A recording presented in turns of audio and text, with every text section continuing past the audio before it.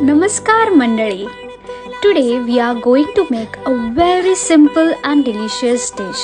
ती आहे पीठ पेरून कांद्याची पात.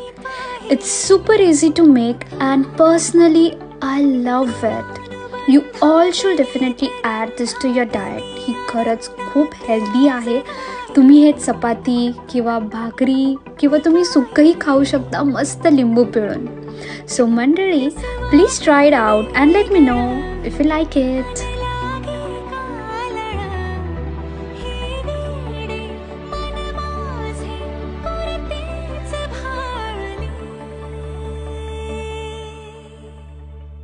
सुख कळले कळले सुख कळले कळले कळले ना कसे असे सूर जुळले